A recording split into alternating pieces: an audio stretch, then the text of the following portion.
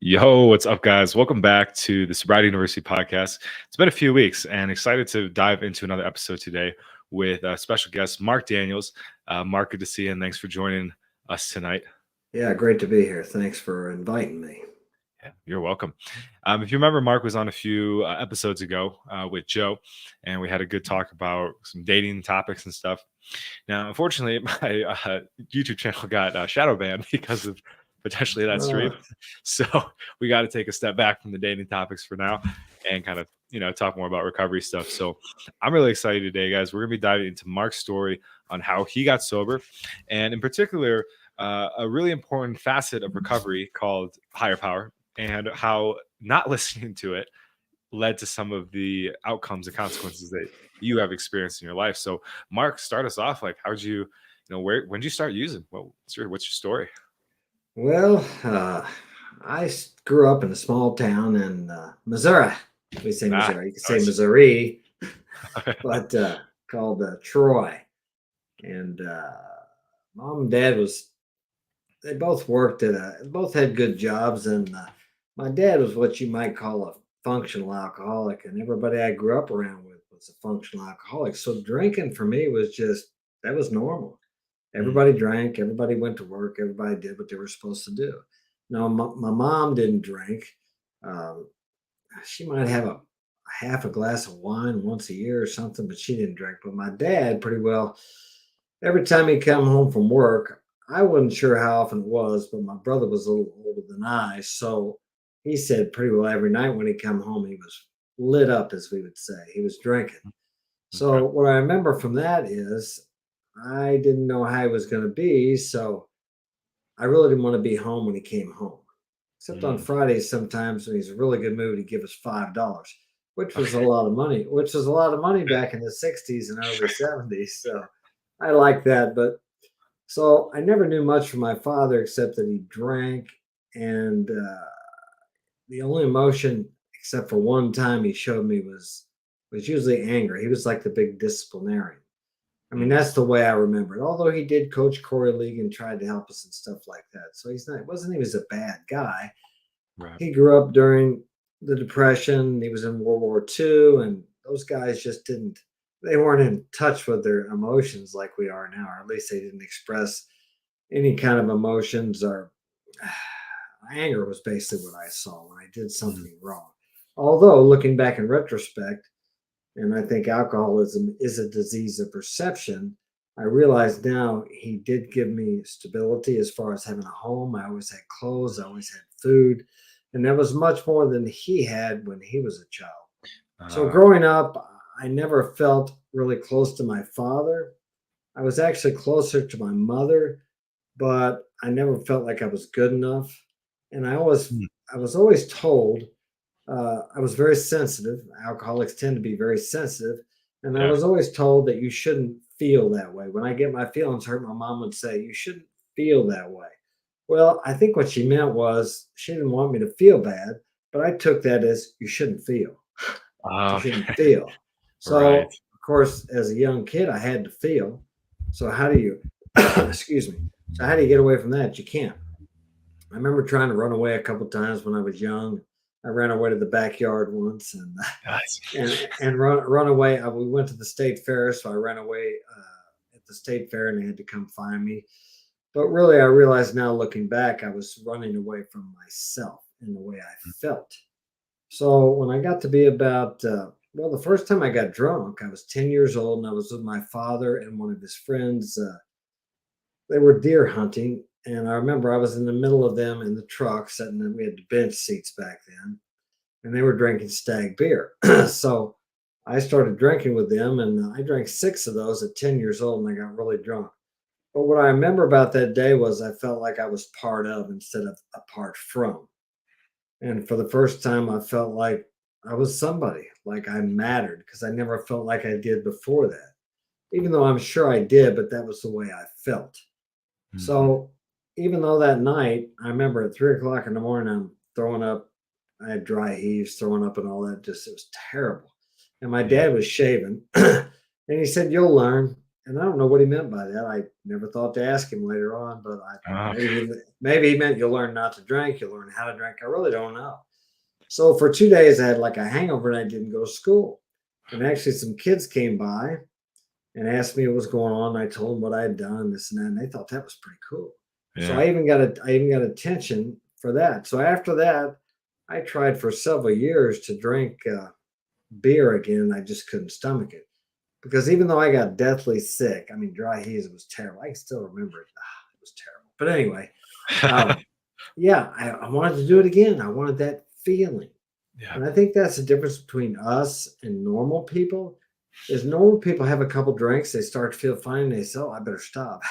But with me, us alcoholics, we have a couple drinks, we start to feel funny. We want more of that. I want to Yeah. feel more of that. So that's basically what it was. So I tried drinking quite a bit, quite a few times until I was probably 13, 14. Really couldn't stomach it. But then I found like this Boone's Farm wine. Okay, it's like $1 a bottle. I remember I could drink that. It was sweet. It tasted good.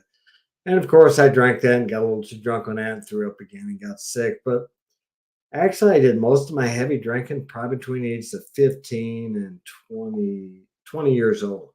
Mm. And I remember the first time I smoked weed, uh, I bought, what was the first time I smoked? Well, I'll back up. 2 weeks before I smoked, I was running around with my brother and they were drinking, and there was a bunch of us in the car, and we had a couple girls in there. And these guys we knew pulled us over and they grabbed the girls out because the girls were their girlfriends. They were all pissed off and acting crazy and jerked the girls out and took them. And one of the older guys said, well, they were smoking weed. And I thought, man, if that weed makes you crazy, I'm not smoking that stuff. I'll never touch that. Because I grew up too when they showed the Reefer Madness film in the first grade. If you smoked a joint, you were shooting heroin the next day. So, but I said that, and it was 2 weeks later, I was getting high. I mean, I Mm. don't Wow. here. I said I wouldn't do it. I was scared of it, but I was getting high. And I remember the first time I was at a party and I was probably drinking, and I wanted to do some of these white crosses. That was the speed they had back then. And I bought it from a friend of mine. And I said, it was a friend of my brother's too. I said, well, don't tell my brother I'm doing this. He said, well, he bought some. He told me not to tell you the same thing. So I remember doing that too. And of course, I remember also saying before that I would never do pills. Now, there are Mm. some things I never did shoot any drugs, but I did do those drugs. I snorted them or something, but I was afraid of needles, so I didn't do that. Fair. But so from the time I was about 15, I did a lot of drink. I hung around with a lot of older guys. A couple of my friends were back from Vietnam. They were older than me, of course. I was about 13 to 15, I suppose. And they were in their early 20s. And one of them smoked quite a bit of weed. And so we'd smoke weed, and the other one drank a lot. And when I was with him, I drank a lot. And those guys were somewhat kind of mentors to me, even though, I mean, they were good guys, even though they partied and drank. I learned a lot of a good character, how do I say, assets or abilities from them. Because the Mhm. one guy that drank a lot, he never really worked anywhere, but I mean, he worked part time jobs, but he would do anything for anybody. They used to say he'd give him the shirt off their back, and he took care of me when I was drunk. I remember one time I overdid on some what we call MDA, and man, I thought I was ODing. And he talked me through that because he knew what to do. And then the other guy was a good carpenter, a good worker, and he smoked mostly weed, didn't drink much. Mm. And I hung around with him quite a bit, and he taught me a lot about life. And because I was always looking for a mentor, because I never really could talk to my father. I didn't feel like I Sure. could anyway.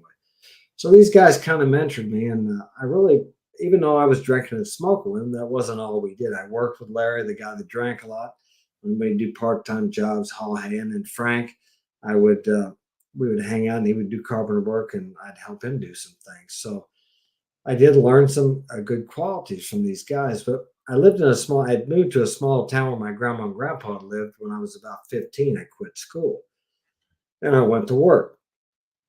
And so all they did in the small town after work was drink. So we'd hang out on the street corner and drink. Wow. And that's really every evening we'd drink and we'd drink. And I remember going to bed every night thinking, about 12:30, I think, God, I can't believe I did this again. I got to get up and go to work tomorrow. And I would go to work, get up the next day, and I'd say, man, I'm not going to drink today. And then, of course, about 4 o'clock, come around, I'll go have a couple. And then I would start drinking beer, do the same thing every night. I did Yeah. that quite a bit in my teens. And I I was really afraid to fight when I was younger, so Okay. I didn't like that.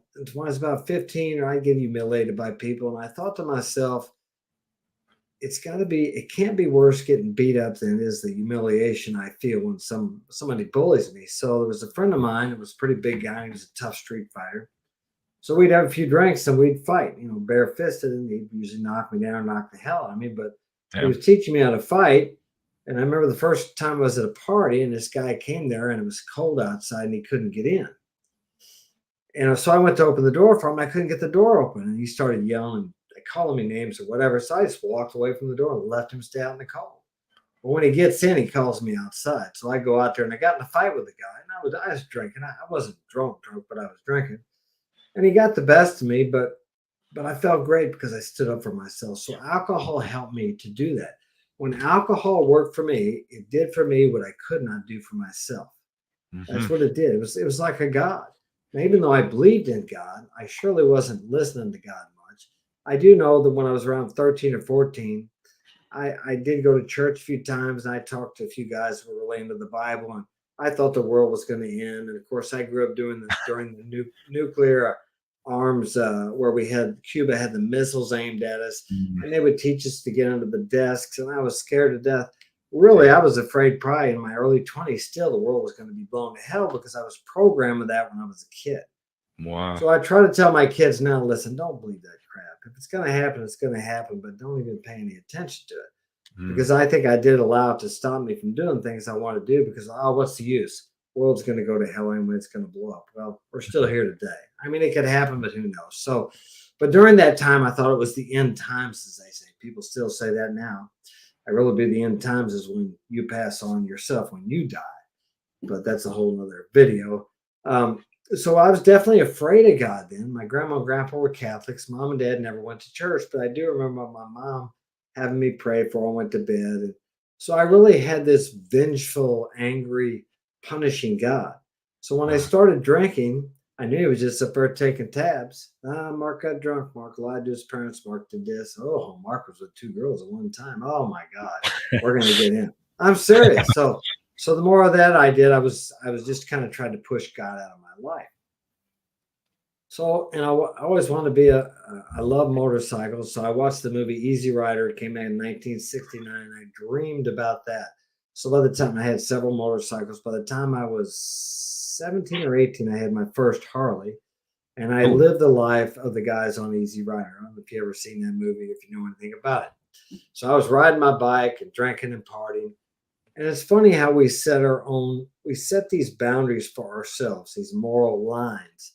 And I said, I'll never ride this motorcycle high or drunk. Well, needless to say, in a few years, well, actually, before I ever got my Harley, I had other motorcycles I was riding. Most of the time I was riding, I was drinking and doing drugs. By the grace of God, I didn't get killed or have any bad accidents, but that's just the lifestyle I lived.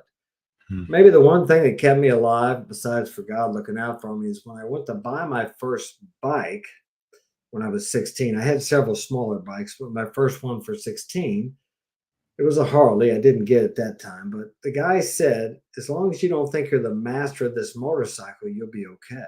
But whenever you think you're the master, that's when it's going to get on top of you. For some reason, that stuck with me. And even though I'd leave the party on my Harley, I'd be ripping around, jamming them gears. It was a jockey shift and a foot clutch. I'd get down the road about a mile. I'd slow down to 40 miles an hour because I didn't want to die.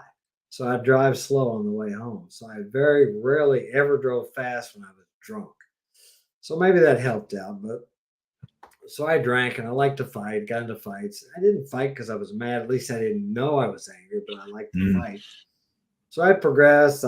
We worked out of town. We was working out of town on a pipeline, and I was going to the bar drinking because I had my brother's ID. Okay. So we're in this bar one night. We're drinking long necks, listening to Rednecks, White Sox, and Blue Ribbon Beer. That was an old country song. And there was these guys walked in with the two girls, and I got to looking at the two girls, and they got to looking at me, looking at the two girls. I thought, oh, these guys are going to start some trouble. So I went to the bathroom. I came out. One of them was by the jukebox. And I walked over to him and we were both viewing the selections. I was just trying to be a jerk. And he said, are you looking for trouble, buddy? And I said, not unless you are. And I punched him twice. And the next thing I know, I'm over by my table, which is probably 10 or 15 feet away. And his buddy got up at his table and I picked up a heavy metal chair and I threw it across there and busted the guy's head open. I don't know why I did that. I was drinking. He wasn't threatening me. I don't know. That's just what I did. Automatic pilot. Wow. Okay. So they run us out of the bar and we're outside laughing about it. And the guy hit in the head with the chair comes out there and says, "Who's the SOB that hit me with that chair?" And I just took a drink and I wasn't going to tell him it's me. And one of the guys with us walked up to him and said, "I did. What are you going to do about it?" He grabbed the guy by his throat and this guy punched him, the guy that came out that I hit with the chair, punched him in the side, I thought. What he had done, he walked out with a knife and stabbed this guy. It was meant for me, but he got him. So, Whoa. and I'm thinking, what the hell's going on? I'm watching. And the guy said, "Oh, he stuck me." So then I realized when I heard that, I got the 9 millimeter out from underneath the seat and I was going to go back in and I don't know what I was going to do.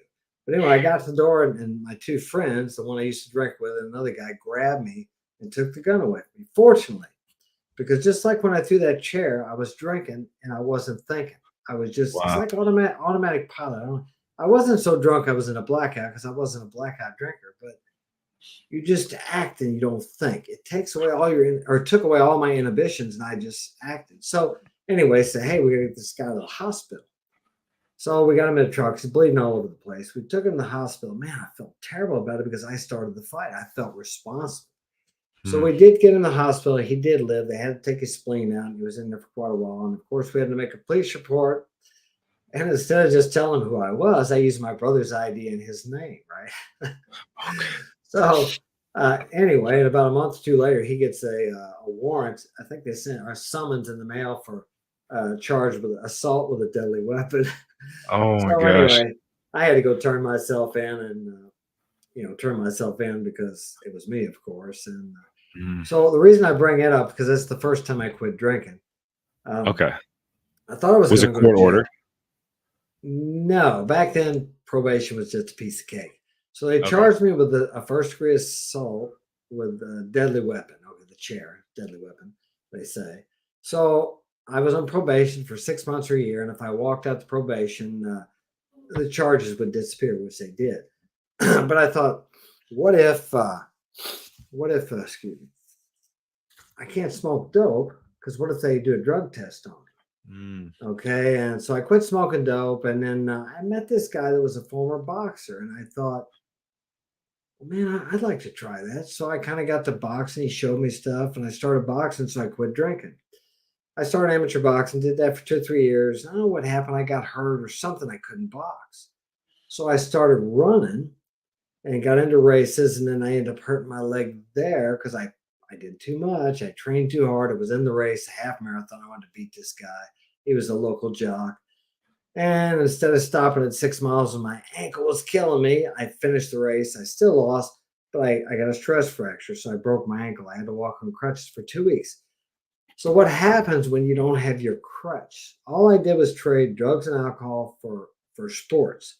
When I Mm. was boxing, all I was thinking about was boxing 24 hours a day. When I was running, all I was thinking about was running, training, and pushing as hard as I could so I could be number one, so I could be the best, so I could feel okay about myself, so I could be somebody. Because I Yeah. still had that underlying feeling of I'm not good enough. No matter Mm. what I did, I was. If you'd asked me, I told you I was the best. I'm good enough, but I didn't Ugh, really feel it on a subconscious level. But that's okay. why alcohol gave that to me, and then boxing gave that to me, and running gave that to me. It made me feel that Mm. way, even though deep down inside, in my heart, in my subconscious, I didn't feel like I was good enough. I never felt good. I never felt anything I did was good enough. So when Wow. I couldn't run, I couldn't box. I remember I started gaining a little weight. Okay. And I thought, I'll do some of that crystal, methamphetamine, whatever it was, crystal back then. It's Damn. really different thing than what they have now. So I remember I went to buy it, and I'm telling this guy, I'm just doing this because I got to lose some weight. Like he cared.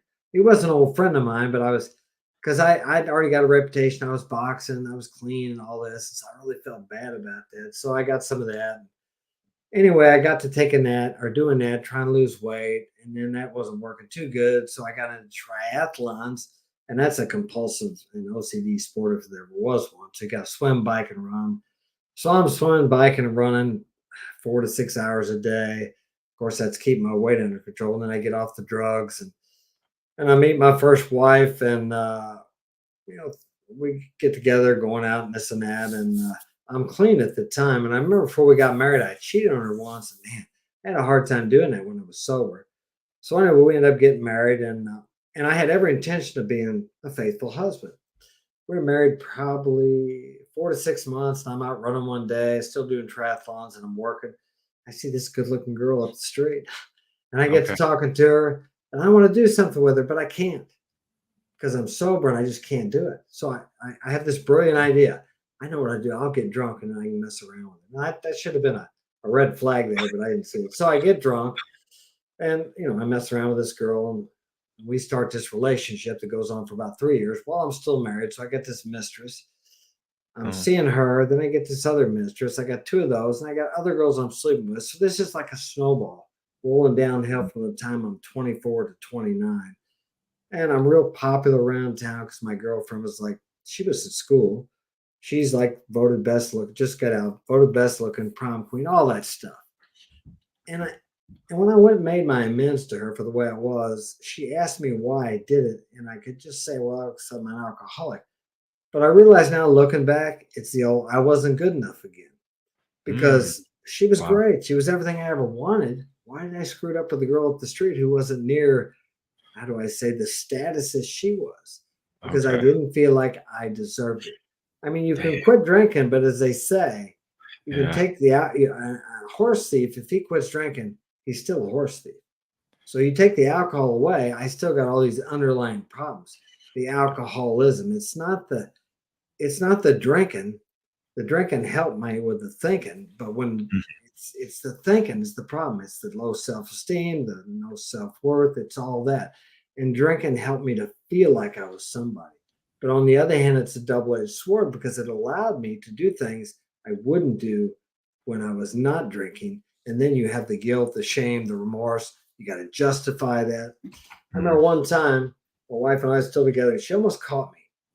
And by the time I got done humiliating her for even suggesting I would do such a thing after all I did for her, I mean, Okay. I felt that pain in me because I felt so bad about what I was doing because she was a good wife. And I thought, here's how the sick mind justifies. I thought, well, I know it's hurting her and she's crying and feeling bad. I think she's laying on the ground. I humiliated her so bad. If she really knew what I was doing, it would hurt her worse. So that's how I made it okay in my head. I Ah, tried to. See, we yeah. can, as an alcoholic, we justify things that just can't even be justified. But I was able to do that. Mhm. So anyway, I kind of we started having a lot of, with me running around and all that. We just weren't getting along good. So I did the noble thing. I didn't want the fighting to turn into any kind of physical abuse. So I said we really need to break apart, split apart. Actually, I probably did it just so I could drink, party more, and run with my girlfriends and all that. But Mhm. in my mind, I had to dress up like I was doing something noble. So we split up, Dang. Wow. and then I'd started amateur boxing again because I wasn't able to run away from myself. So I thought, well, I'm going to try boxing again. Not that I was consciously thinking I'm going to do this so I don't have to think, but so I had a few fights, and each time I fought, I wouldn't do any drugs or alcohol before the fight, like 30 days. And now Mhm. I was just dating my steady girlfriend. And I'm starting to treat her like a steady, and she's not used to that. And I'm also focusing all on my fight, so I'm not giving her a lot of attention. Mm. But I am taking her out on regular dates, which I never did before. So by the time I had three fights, the last third amateur fight I had, I think I partied the week before. And I got in there and fought. And man, this guy, he outpointed me. I just couldn't get to him. So at the end of the fight, I'm frustrated. I'm pissed off because the guy outpointed me. He beat me. Now I never thought it was because I was partying the week before and I had to think instead of just being able to act like you can if you have a clear Oh, mind. okay. But I think, no, you know what it is? I don't have enough time. And in amateur boxing, you can't rough these guys up. So I need to turn pro. That's the answer. It's never alcohol or drugs, right? It's never that. So I turned pro, and I'm still with my girlfriend. My ex-wife, she's got a new, well, she may have still been married to me. I can't remember, but she's got a new boyfriend. And so I'm training for this fight. Man, I'm just so obsessed and focused on this. Like I'm slipping and rolling punches while I'm working. I'm thinking about it. It's all I'm I'm obsessed with it, right? I want to win this fight. I'm doing it. I'm training. I'm really killing myself trying to get be the best I can. And my girlfriend's kind of acting a little strange, but I ain't got time to mess with her. So the night of the fight, we go down there, and she comes with man. She don't even want to go down there with me. I'm like, what the hell's going on here? Well, needless to say, she's cheating on me. Can you believe that? Can you believe she was cheating on me? God, man, how could you do that to me? Anyway, so but I don't know it yet. I don't know it yet. So, but we're on the way to the fight. She's like crying. I'm like, man, can't you be here for me? I said, I'm always there for you. I said, I just need one night. Can't you just like give me a little support? So we get down there and I fight, and I won the fight. It was all great. It was best fight of the night. They gave us extra money, and this guy named Donald Curry, who was a former uh, welterweight champion, he's got a gym in Wow. Texas, and he's talking to my coach, wants me to come down there because us alcoholics, we're really good at whatever we do because we become obsessed with it.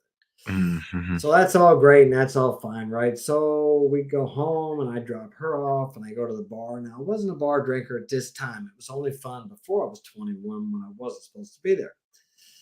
And I remember going there and having a couple beers. And I'm looking around at all these people thinking, man, kind of like they're losers. I'm thinking, man, look at them all. They're all just here. They got to come here and get drunk to have a good time. I mean, look, they don't have a life. And I'm thinking, and here you are in the same place they are.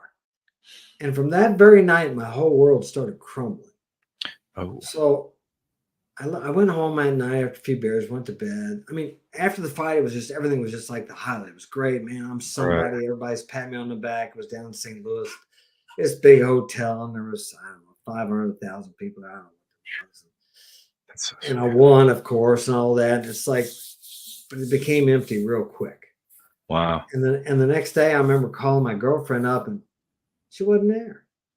And her mom didn't know where she was at. I'm like, this now. I mean, she was waiting for me. That girl would wait for me. I'd go out and party all night. She knew I had other women. She'd wait for me on the steps. She wouldn't wait for me anymore. Mm. It's just like, man, this ain't good. Anyway, so she starts blowing me off, not wanting anything to do with me. And I'm thinking, man, what the hell's going on here? And of course, the more she does that, the more I try to get a hold of her. Yeah. And so everything just starts falling apart. And it was like on Labor Day. Was it Memorial Day? What's the September? What is it? One of them holidays. They had Memorial this Day. truck. Yeah, Yeah. okay, that one. They had this tractor pull. They had True this Americans, right? whatever. Yeah, really. Had this tractor pull. So I went up there, and she was there, and she was with her new boyfriend, but I didn't know she had a new boyfriend still. Mm. Okay. And so I'm getting drunk, and I think by that time I was taking some Xanaxes too. I had a Oh, prescription for Xanaxes. Maybe I think it was. Yeah, I'm pretty sure. But so I'm there and I get drunk, right? And she don't want anything to do with me. And I remember walking away from where all the people were, and it was a pavilion. I was laying on the ground there crying. The incomprehensible demoralization. That's where I was at. And a couple wow. guys walk over and say, "Hey man, what's going on?" I said, "Oh, my girlfriend, she don't want nothing to do with me." And they said, "Oh, it's okay." They were kind of laughing. "Oh, you'd be all right." And then her boyfriend comes over there and offers to give me a ride home. But I didn't know it was her boyfriend because I was too drunk to drive. I drove home, but I was too drunk to drive. And so he offers to take me home. No, I'll make it. I'm okay. But I remember driving home that night and crying all the way home and realizing for the first time in my life that I was drinking because I didn't want to feel. I didn't want to feel that rejection. Now I drank all my life probably because I didn't want to feel those types of things, but I uh, I didn't consciously know it. Well, from that night on, it never worked again. Now you would think a reasonable man would just quit, right? Right. So, but I will say this: for the next year and a half before I did quit, I I didn't drink probably 10 or 15 or 20 times. And every time I was trying to find the right combination. And like I said, I was mixing the Xanaxes with it. So I started having a few blackouts, which I did not like because the reason I drank, it helped me control my emotions. And if I can control my emotions, I can control my thinking and thus my actions.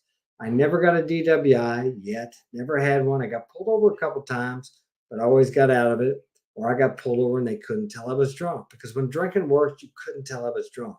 And when I Mm. got to the point where I thought I was starting to maybe not be able to handle it, I would just go home and pass out, go to sleep, whatever. But it wasn't like that at the last. At the last, when I would drink 2 or 3 beers, I was the guy you could tell was drunk when he was walking towards you. I became the Mhm. sloppy type, and I hated that. It was Uh-huh. terrible. So I remember one night, and the last time I drank, and it was at this bonfire party, and I'm walking around with a buddy of mine. I fell down 3 times, and it was out in the field. Other people had fallen in too, but not me. And I Mm. remember I fell down. I said, "Man, I said, I can't believe that." And the people were saying, "Oh, it's okay. Everybody's falling down. It's hard to walk." I thought, but not me. So that was humiliating for me. So I told my buddy, I said, the genius that I am, I said, I'm too drunk to walk around. I'm going to drive home. So I went to my car. Yeah, I went to my car, got in. He walked over and talked to me. I said, "I'm going home. You going to be okay?" "Yeah, I'm fine." So that's the last thing I remember until the next day. And he said, "Hey, I called you last night and I was worried about you, see if you made it home." I said, "What?" "Yeah." He said, "I want to see." I don't remember talking to you. So I went downstairs on my answering machine. I don't know if you know what those are, but we had answering machines back then. I played it and it was me talking to him. I didn't even recognize my voice. I was so drunk, high, whatever. And I Okay. did not like that. So I thought, man, I got to get off these Xanaxes. So I threw them away because all my life I wanted to quit something I could quit. I threw Mhm. them away. By 11 o'clock, I'm a wreck because I was addicted to them, I suppose. So I Yeah. went to the doc. I went to the doctor and said, "Hey, I need to get off these." So he weaned me off of them, and I did get off of those. I thought Nice. that was the problem, and that was part of the Mhm. problem because I didn't want to feel. I was trying to just get rid of the because I couldn't quit thinking about my girlfriend who dumped me. How Uh-huh. badly I wanted her back. What's funny about that is I did get back with her one night, and I woke up the next morning thinking, "What the hell am I doing?" Okay. And then she didn't want to be with me again. Then I wanted her back. So it was really crazy. That's my Mm. mind was, I had a hard time believing that I had any kind of insanity when I first decided to quit drinking because I thought insanity was a person in a straitjacket. Well, Yeah. sanity is just defined as soundness of mind. And I Uh, had anything but soundness of mind. Now, when I drank and alcohol worked, I had peace of mind. I had soundness when it worked. And I would have never given it up had it kept working, but it quit working for me. So after that, I thought, well, I need to move away from, what the problem is? I keep seeing my ex girlfriend with her new boyfriend. She's pregnant, and it just ruins my night. So I need to mm. move away, but I couldn't move too far because I had a business. So I Okay. moved to a local town, moved over there, and things were pretty good. And, well, after when I moved in, the day I moved in, an old woman come out from one of the lower apartments. And I always had a rapport with older women because I lived with my grandma.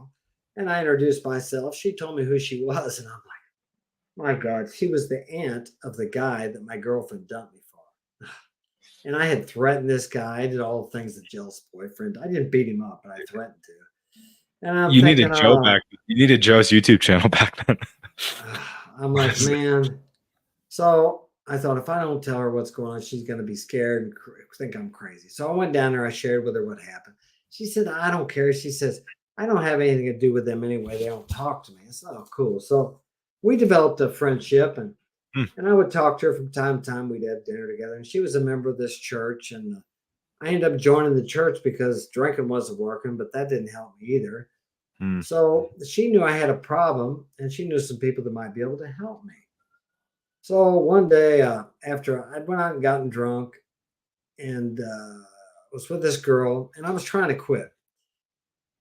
And this girl wanted me to drink with her. We were in a bar, and I said, "Nah." I gave her all the reasons why drinking. My life was better without drinking. I hadn't drunk for a couple of weeks, and I convinced her that I was better off not to drink. So she gave up on trying to convince me. And when she did that, I said, "Well, I'll tell you what I'll do. If you drink with me," I know I said, "I'll drink with you if you go home with me." So the deal with the devil was struck. I got drunk again. We went to my house and we were in bed, had our clothes off. I was going to have sex with her. And by this time, I had been praying quite a bit and asking God to help me. And I Mm. felt like God was on my shoulder. I just couldn't do it. So anyway, I just sent her on her way. Of course, as soon as she's out the door, I'm thinking, I can't believe I did that. But but I bring that up because of this. It's like nothing worked for me. Uh-huh. Alcohol wasn't working, drugs weren't working, women, sex weren't working, wasn't working. I couldn't box because I'd hurt my back in my first pro fight. Oh, wow. I got no relief anywhere. I couldn't escape from myself. Mhm. So I had this brilliant idea. It was getting close to New Year's. I thought, I'll go out tonight and I'll drink tequila. No, it was like 2 weeks after New Year's. I'll drink tequila and I'll get drunk and crazy and it always makes me sick. And then I'll want to quit. That was my solution.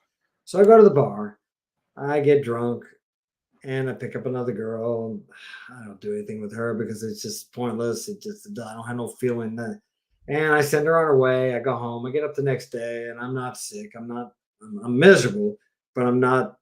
I don't know. Whatever I said. So I went down and talked to the old woman. I said, "Hey," I said, "I need some counseling to get over this girlfriend." She says, "Well, I know some people that might be able to help you. How about I introduce you to them?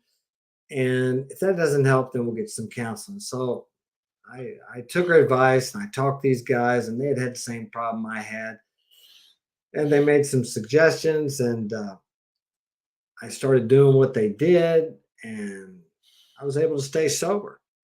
The only problem was in the first year and a half, that was in 1891. The first year and a half, I didn't want to help anybody else because I didn't know how that was going to help me. So Mm, I did what they suggested, but I didn't see how me helping you or anybody else was going to do anything for me. So I got to run with some girls again, and I went to a Guns N' Roses concert in Kansas City, did a bunch of crystal, mm, and ended up in a hotel by myself. The girls were gone, and it didn't work out like I thought it should, but it worked out exactly like God needed it to get me yes. back on the track with my friends and doing what I was supposed to do. Mm, So I decided to start helping people, and that's what I did. And I was able to quit. I haven't done any drugs since 9/20/92 or drinking or anything like that. wow. Uh, I would like to tell you that since I've been sober, my life was perfect, but I didn't listen to God. I still played God for probably the first 20 years of my sobriety. Where's that coming from? Ugh. Anyway, they're supposed to be in the other room away. Okay, so I was running the show. So, but let me tell you what happens when you run the show. Guys like me, you don't ever have to take a drink, but you can sure make a mess of your life.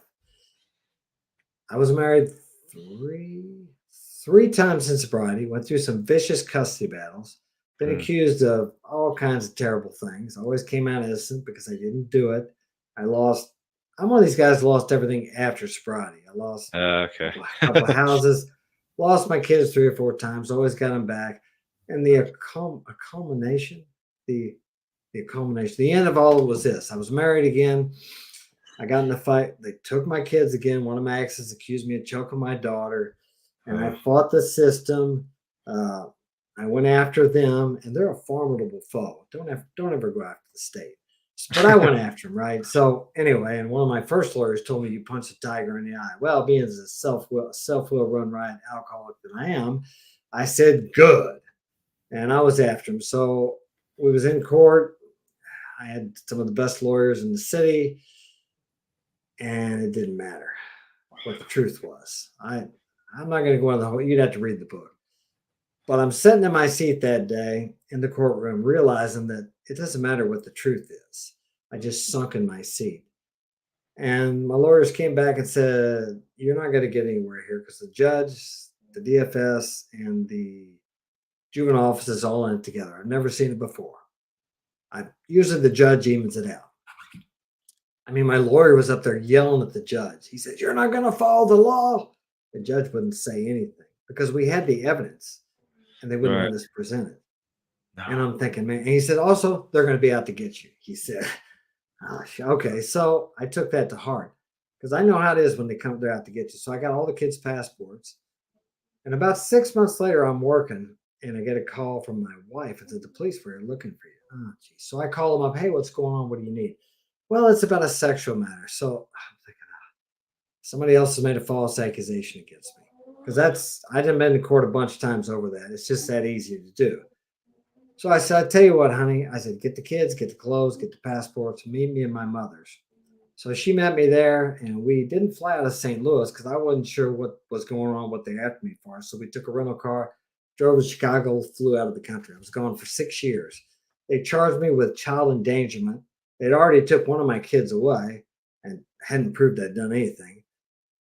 and I got her back because I made a big stink and got it on the news, which was no Oh, social wow. media back then. So I embarrassed them.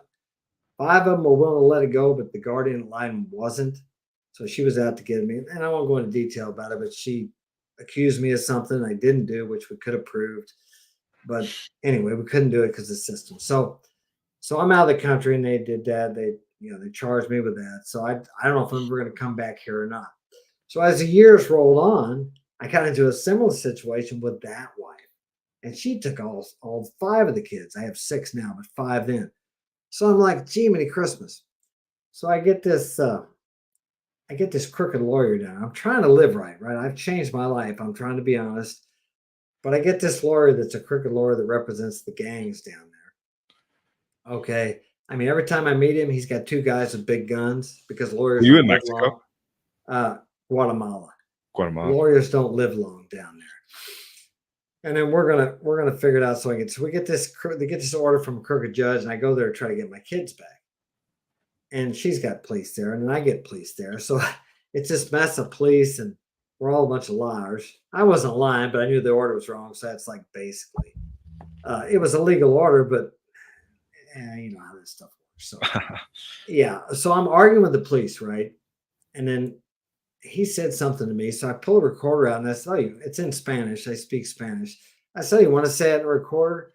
Of course, he wouldn't do that. And I went home after that and I couldn't get my kids. And I thought, you know what? You're crazy. You're as nutty as you say she is. They'll come and kill you here. And then what are you going to be for your kids? I thought, so that was my beginning of maybe realizing that God knew better than me. Even though I believed in God, I didn't trust God. I was still trying to play God.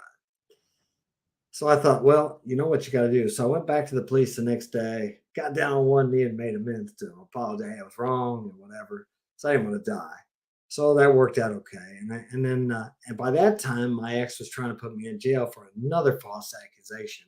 My lawyer told me, here's what's going to happen. She said, my lawyer said this. She's going to go and say you're not paying child support, even though you are, and they'll throw you in jail in Guatemala City. And then you have to be in there 30 days, and I'll go to the court and we'll prove that you're not, and they'll let you out. And I'm thinking, she said, I have a previous client, his ex wife or wife has done that to him twice. I said, well, I don't want to sit in a third world jail for him. I mean, if you've seen the jail down there where I was living, it was built back in the 1500s, and it's like something you see on a horror movie. Uh, I mean, it's something. Anyway, so I go hide out. I got to sneak out of the country, right? Because she has what they call an arrival, mm. and I can't leave through the airport. So my lawyer said, just go to the border, pay off the border guards, and they'll let you out of the country. So I take a bus. Excuse me. I never drank. This is what an alcoholic can do when they run on self-will. So is it the drugs, the drinking, or is it the thinking? I was fighting everybody and everything. So I take a bus to the border, get there, and then the guards or the immigration make me go to the back, and I got to pay them a couple $100. And I get into Mexico, and they said, before I go, they said, look, if they ask you, the Mexican authorities ask you, they didn't stamp something. I said, tell them our computer's messed up. Well, they didn't ask me, so I went on.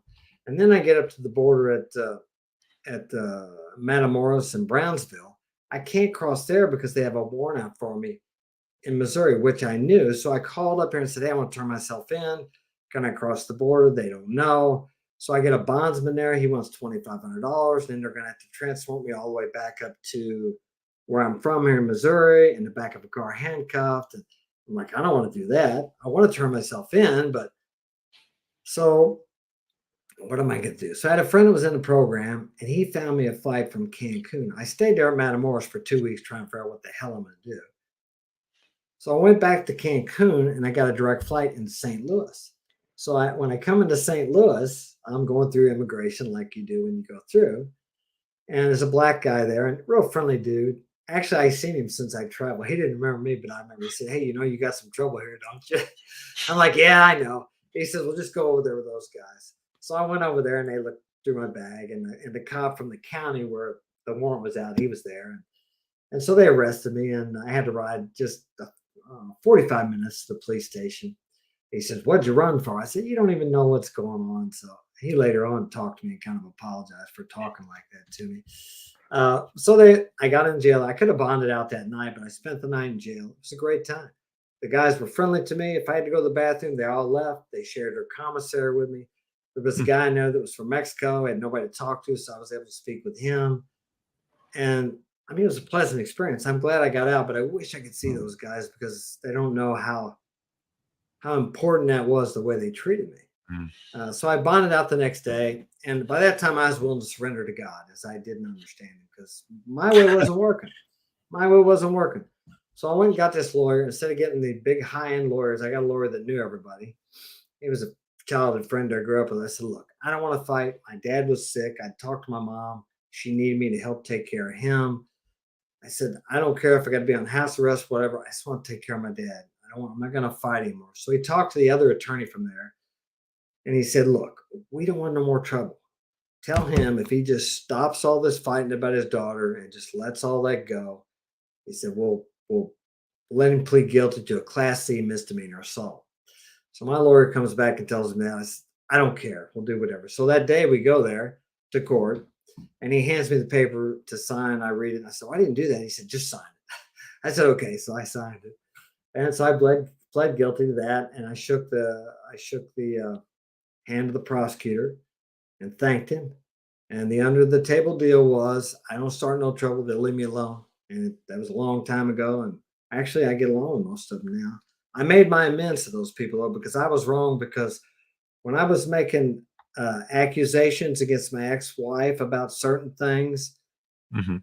it wasn't true because my wife at the time was telling me things that weren't true. So I Oh, was doing things that weren't true. But on the other hand, they had my daughter in foster care.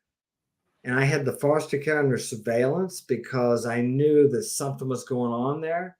okay. And that's how I got her out of there. And that's how I got it on the news. And that's what Wow. embarrassed them. Okay. That pissed them off.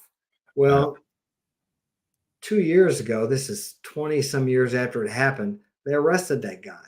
He had been molesting and abusing kids since 2 years before my daughter was there. So I was right. But hey, you want to be right or you want to be happy? But it doesn't matter if I was right. They did the best. Looking now, those guys did because I had a crazy past, and I wasn't hiding any of it because I was being honest. So I could see where they might have thought I was a little bit off the wall, and wondered if some of the things my ex-wife was saying about me weren't true. Looking back in retrospect, I see they did the best they could. So Mm, they didn't know. They thought maybe this guy is crazy. Maybe he did choke his daughter. But so yeah, they arrested a guy for all the things. I mean, anyway, I was right and they were wrong. So what? And my daughter called me and told me she never remembered him doing anything to her. So maybe it helped because he knew I was watching him. So I don't know. I was trying to protect my daughter. But after that, I my life started getting better because I started surrendering to God. I started listening to God instead of listening to this, instead of listening to that part of me that says wants to figure everything out. And really, mhm. today, my life is great. The last ex-wife, I've had a few. The last ex-wife, she went out and started drinking, and she left here. I kept bringing her. I came back up here without my kids. I didn't know if I was ever going to see them. I surrendered everything. Didn't know if Oh, I'd ever see him again or not. And then she started calling me and started bringing him up here. And I tried to go to counsel with her and tried to make things work. And she didn't want to quit partying and running around. And mm, I told her, I said, one of these times I'm going to send you back when you want to go back, and I'm not bringing you back because I was already taking the kids to counseling because of her back and forth, and we were living in a trailer and on welfare, and my life, the kids were suffering and they were wearing secondhand clothes and they were doing without, so I could fly her back and forth, and every day I'm asking God, please help me to let her go, and please help me. There's like an addiction too. So mhm. finally, one time when I sent her back, because the last time I brought her back, the oldest boy wanted to leave because he knew it was going to be the same thing because she was actively drinking, not using as far as I knew, but drinking. So it was always chaos. But I bring her back thinking it's going to be different this time because the Al-Anon, a person is affected just as much by the drinking, even if they don't drink. Yeah. So I finally was able to take her back to the airport one time and I said, look, I said, I know I've made some mistakes. I made my amends to her. She did the same for me. And I sent her back and I did not talk to her except her messages or anything for about a year and a half. Wow. She still talked to the kids. but that was like 12 years ago or whatever. And I was able to let her go, and she's never came back up here since. I talked to her, the kids kind of talked to her, but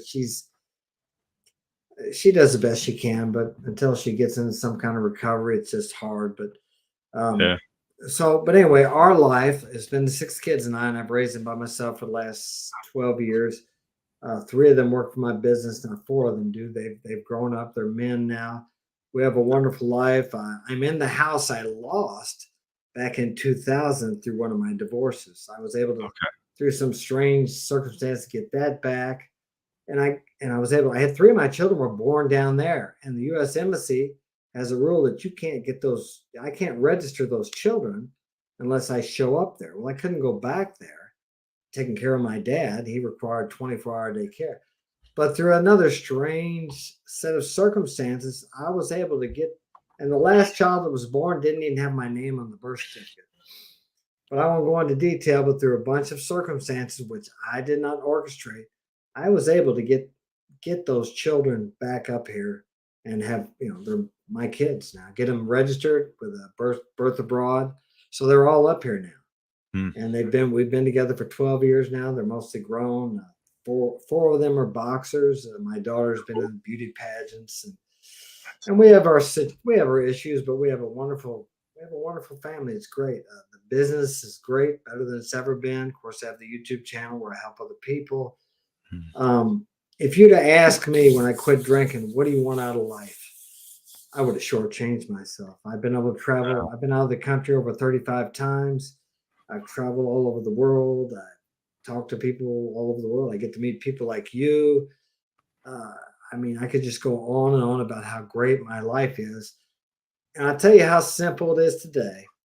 I just do the next right thing. Mm. And I listen, and God speaks to me through you, through circumstances, through books, through YouTube speakers, I just got to listen. And I have peace today. I have serenity today. I have no desire to drink or do drugs. Now I have had a small desire through when I went through some of the breakups to drink or do drugs, but I get together with my friends, the people who support me, and I tell them, I don't keep that a secret. Hey, I want to go out and drink. I want to go out and use. Actually, the last girl I went out with was from Colombia, South America, beautiful young lady. She likes to party, so that didn't mix too well with me. Um, I thought about it. That was probably the last time I really thought about using, but she did this ketamine, right? And let me tell you how cunning, baffling, and powerful it is. So, because I was a little uncomfortable because I didn't like the way the relationship was, I wasn't accepting God's will. I was thinking, I could do that ketamine. I've heard you have out of body experiences with that.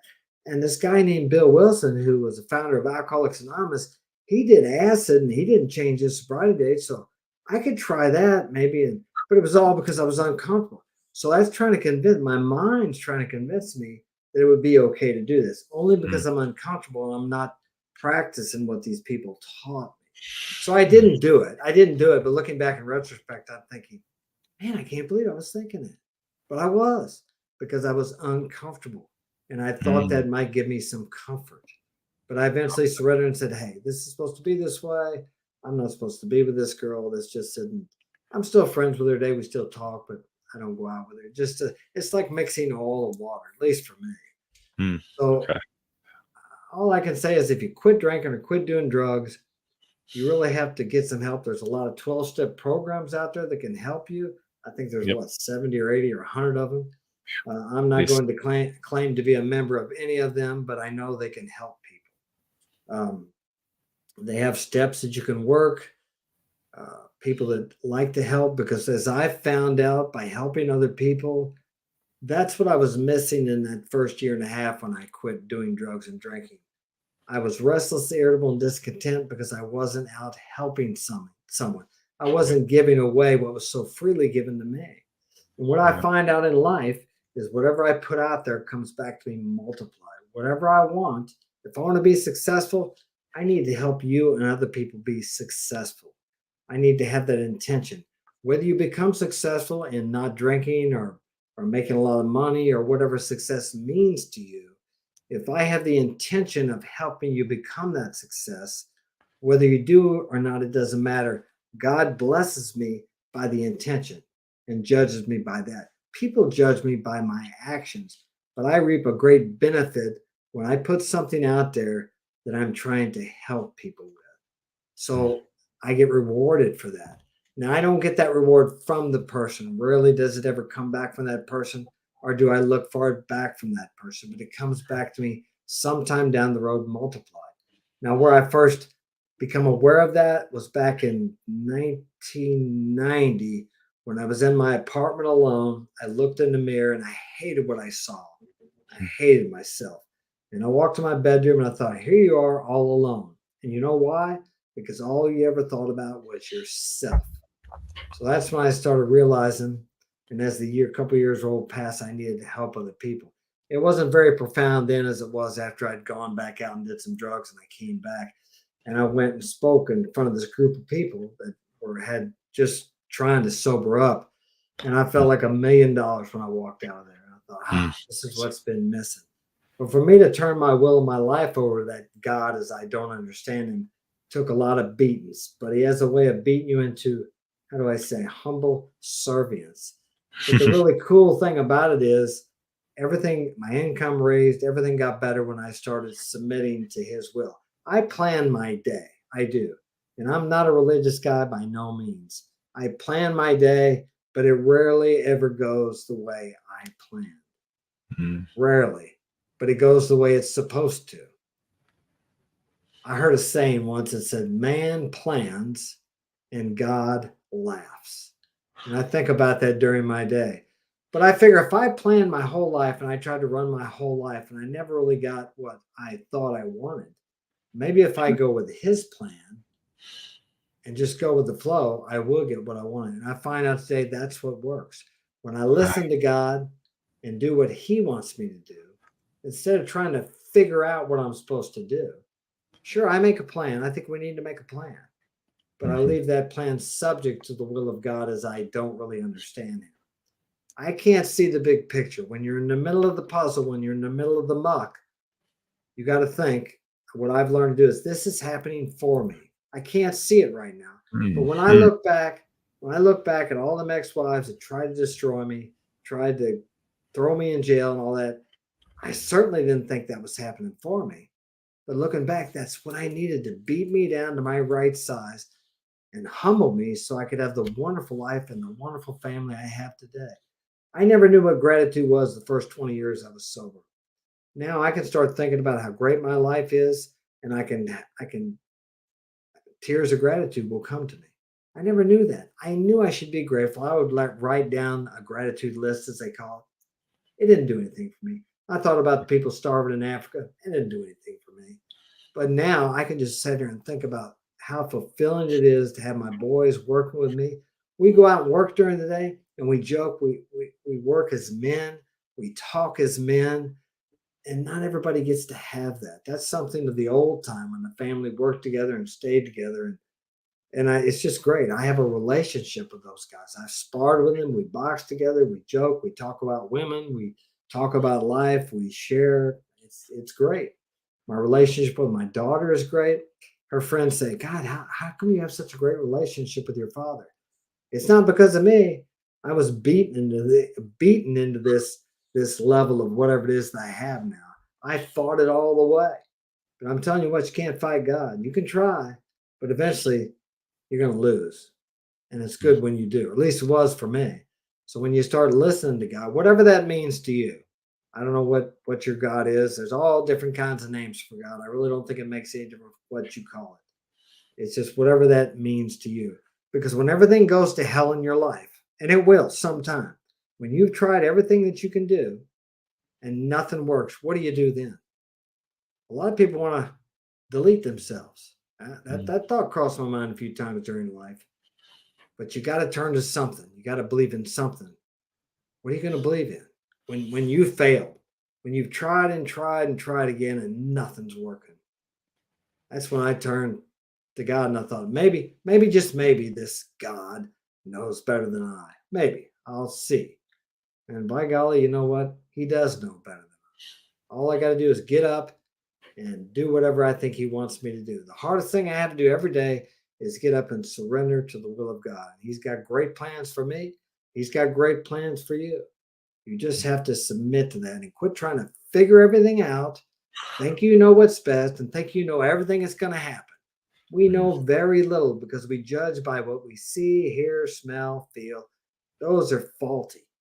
The evidences of the senses are very faulty.